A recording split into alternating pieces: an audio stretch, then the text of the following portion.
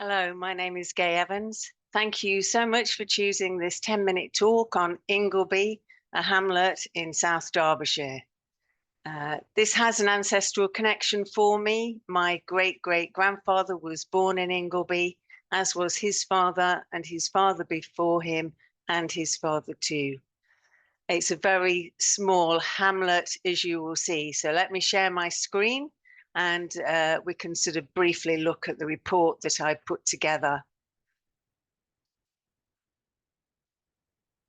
If I can pick the right one. Let's go back to page 1. Okay, and I'll drag myself over here. There we go.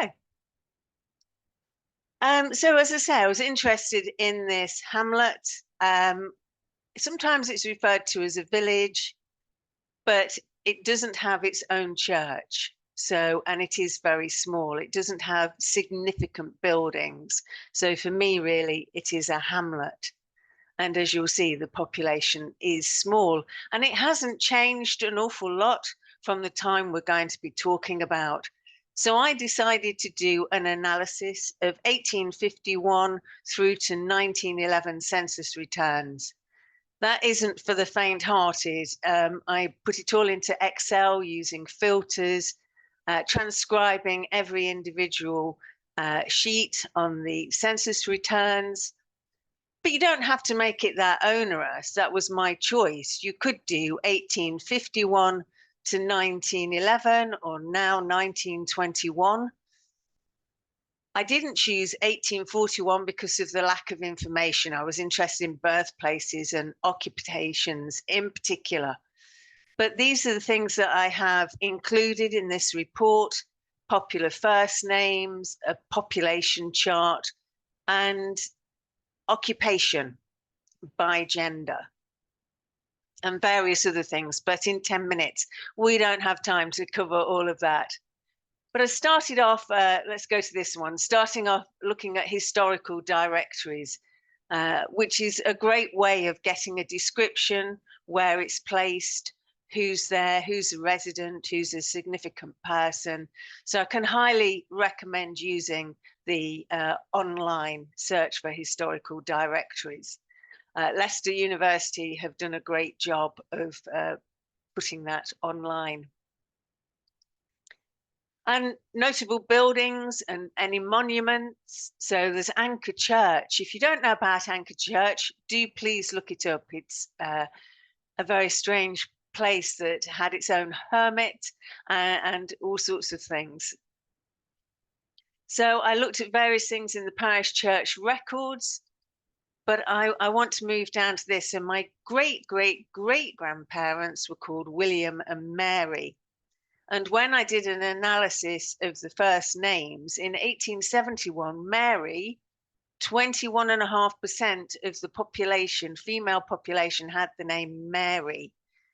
I mean, I'm sure there was Little Mary, Big Mary, Mary, Fern, and Molly and Marnie and all those derivatives. The same with William. In 1861, 28% of the boys were called William.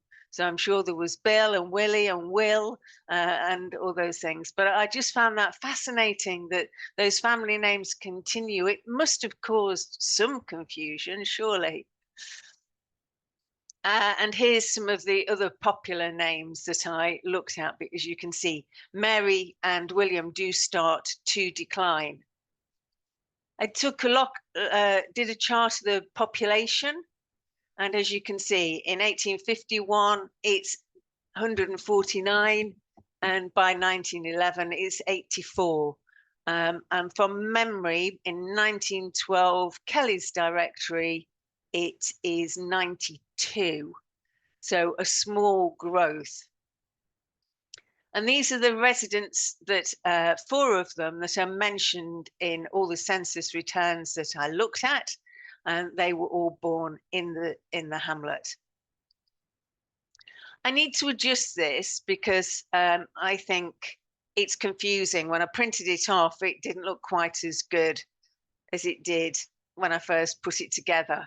So if you don't know how to do charts in Excel, there's lots of YouTube tutorials which are really useful. But I think I'm going to condense this down and look at it in a slightly different way. And I also did it by the male population.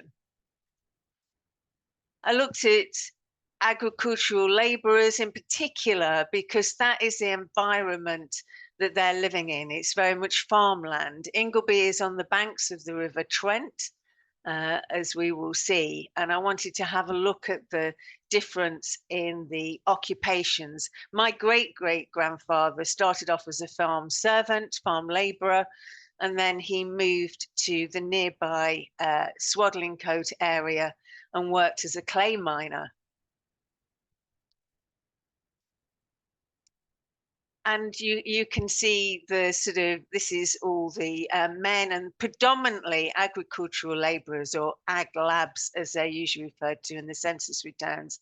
And it's quite a lot at 21, and then it stays steady, it drops, and then by 1911 it's 3. So you can see a difference. It's quite nice in these reports to put in historical moments, and I thought I would add this. And this guy, Joseph Arch, is worth looking up. He formed this agricultural labourers union. Whether any of my ancestors signed it, I don't know, but it is relevant to this time period that we're looking at. By 1939, this is the occupation, and you can see there's sort of less people, but they're not quite, there's still an element of working on the land, I suppose.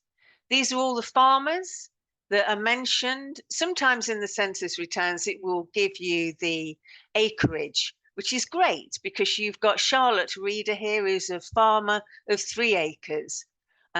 Charlotte Reader again is a farmer of 3.5 acres. And so I think that is her mum and her daughter. And then you've got farmers of 180 acres, 200 acres. Sometimes it tells you what men and boys they employ, which is mainly the women would help during harvest time. So, and then the story about the bull, which I mentioned in the snippet about the talk. So this is a gentleman who is bringing damages for personal injury. He feels he's been attacked by this bull, which is owned by the Mrs. Annie and Mary Ratcliffe. And he said that he ended up staying in bed, couldn't get out of his bed for 5 weeks. So I assume he was receiving no pay because he was trampled on by the bull. He tried to get away, but slipped and fell, and the bull actually trod on him. And the doctor reported a hoof mark on his body.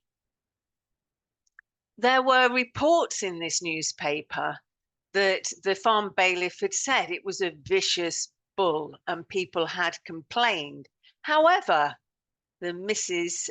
Annie and Mary Ratcliffe got somebody to come along as a witness, a Miss Reader, no doubt, possibly a friend, who she told on several occasions that the animal was a very quiet one and had been made a pet of.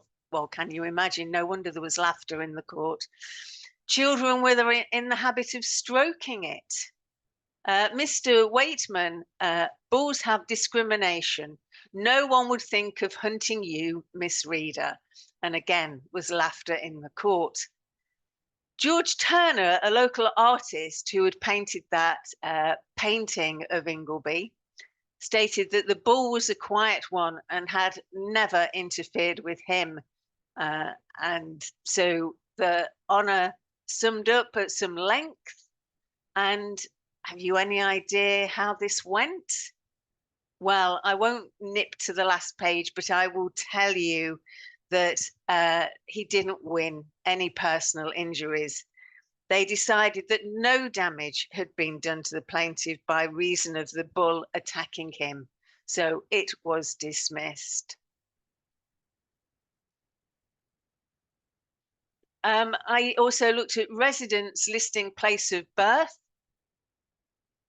And just to finish, is I also transcribed the Queen Victoria's Jubilee Party, which sounds like a fabulous time where there was much merriment and food and drink. And it's just nice to get those snapshots. It is a hamlet and there isn't an awful lot in the papers, but I would definitely encourage you, if you've got ancestors in a village, to think about doing a one-place study. Thank you very much for listening. And any questions, please email me.